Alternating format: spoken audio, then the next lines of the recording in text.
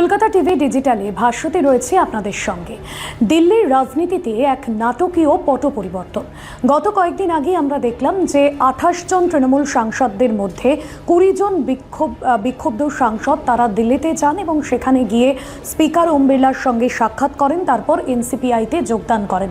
এই এনসিপিআই যা ত্রিপুরার একটি দল এবং আমরা দেখেছি যে ত্রিপুরার বেশ কিছু নির্বাচন, বলা হলো যে 2 থেকে 3টি নির্বাচনে তারা লড়েছিল, ত্রিপুরায় বেশ কিছু আসনে তারা লড়েছিল, কিন্তু সেভাবে তারা চমকপ্রদ বা তাৎপর্যপূর্ণ ফল করতে পারেনি। কিন্তু এই দলটার উপর ভরসা করে এই দলটাই যে পরবর্তীতে দিল্লির রাজনীতিতে পঞ্চম বৃহত্তম শক্তি দল হিসেবে উঠে আসছে, এটাই কিন্তু এখন বড় প্রশ্ন রাজ্য রাজনীতিতে। একদিকে মমতা বন্দ্যোপাধ্যায়ের তৈরি করা 1998 সালের তৃণমূল কংগ্রেস, যা কার্যত তাসের ঘরের মতন ভেঙে গিয়েছে। একদিকে বিধায়ক, একদিকে সাংসদ, দুদিক থেকেই মমতা বন্দ্যোপাধ্যায় দলনেত্রী তিনি চাপের মুখে রয়েছেন। মমতা বন্দ্যোপাধ্যায় এবং অভিষেক বন্দ্যোপাধ্যায় তৃণমূল কংগ্রেস তাদের প্রতীক কি মান্যতা পাবে, নাকি কাকলি ঘোষ দস্তিদার, শতাব্দী রায় সহ যারা যারা এই বিক্ষুব্ধ সাংসদদের তালিকায় রয়েছেন তাদেরকে মান্যতা দেওয়া হবে? আমরা দেখলাম যে এনসিপিআই 2022 থেকে পথ চলা শুরু হয়েছে, ঠিক আজ থেকে 4 বছর আগে।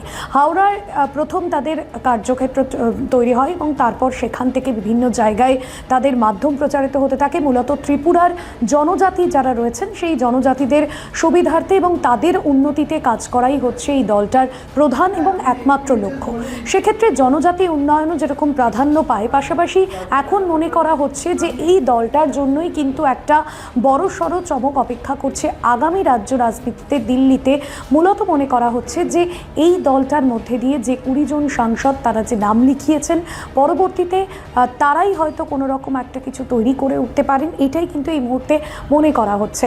তবে যেটা মনে করা হচ্ছে যে বর্ষিয়ার নেতা সুদীপ বন্দ্যোপাধ্যায় তিনি বলছেন যে স্পিকার ওম বিড়লার কাছে আমরা জানিয়েছি, যদিও আমরা এনসিপিআইতে যোগদান করলেও পরবর্তীতে কিন্তু আমরা আসল তৃণমূল কংগ্রেস হিসেবেই নিজেদেরকে দাবি করব এবং সেই জায়গা থেকেই আমাদের অবস্থান থাকবে। এখন মমতা বন্দ্যোপাধ্যায় এবং অভিষেক বন্দ্যোপাধ্যায় তারা কী করবেন? অভিষেক বন্দ্যোপাধ্যায় ইতিমধ্যেই জানেন, তিনি স্পিকার ওম বিড়লার কাছে চিঠি পাঠিয়েছেন, যেহেতু তিনি হাজিরা দিচ্ছেন সিআইডি দফতর এবং পাশাপাশি সিবিআই দফতরে বিভিন্ন ক্ষেত্রে তার 3 দিন তিনি হাজিরা দিয়েছেন পৃথক 3টি মামলার জন্য। এবার সে জায়গায় দাঁড়িয়ে তিনি কি সরাসরি স্পিকারের সঙ্গে কথা বলার জন্য যে সময় তাকে বলা হয়েছিল, স্পিকারের দফতর থেকে ইমেল পাঠানো হয়েছিল, সেই ইমেল রিসিভ করেছিলেন কীর্তি আজাদ এবং পরবর্তীতে দেখা যায় যে কীর্তি আজাদ মারফত তিনি যে চিঠি পাঠিয়েছিলেন যেখানে বলা হয়েছে যে তাদেরকে যেন একক রাজনৈতিক দল হিসেবে যে আত্মপ্রকাশ বা তারা যেটা করতে চাইছে সেটার জন্য যেন তা একটু সময় দেওয়া হয়।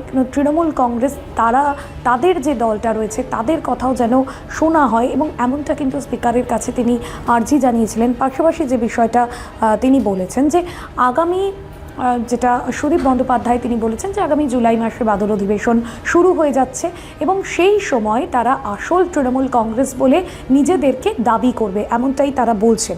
অন্যদিকে এই যে একটা নাটকীয় পট পরিবর্তন, যার ফলে কিন্তু অনেকটা ব্যাকফুটে চলে গেল এই মমতা বন্দ্যোপাধ্যায় এবং অভিষেক বন্দ্যোপাধ্যায়ের তৈরি করা তৃণমূল কংগ্রেস। তবে পরবর্তীতে কি হয় এখন সেটাই কিন্তু একটা বড় প্রশ্ন, কারণ আগামী দিনের অপেক্ষা করছেন প্রত্যেকেই।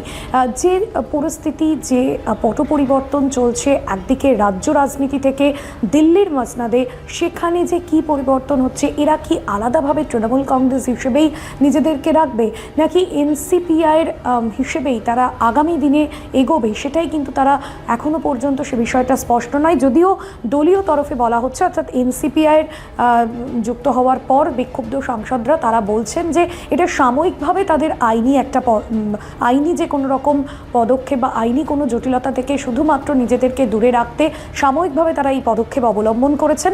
তবে পরবর্তীতে তাদের সিদ্ধান্ত বদলাতে পারে, তারা মূলত আসল তৃণমূল কংগ্রেস হিসেবেই নিজেদেরকে দাবি করবেন, এমনটাই কিন্তু বর্ষিয়ার নেতা সুদীপ বন্দ্যোপাধ্যায় তিনি বলছেন।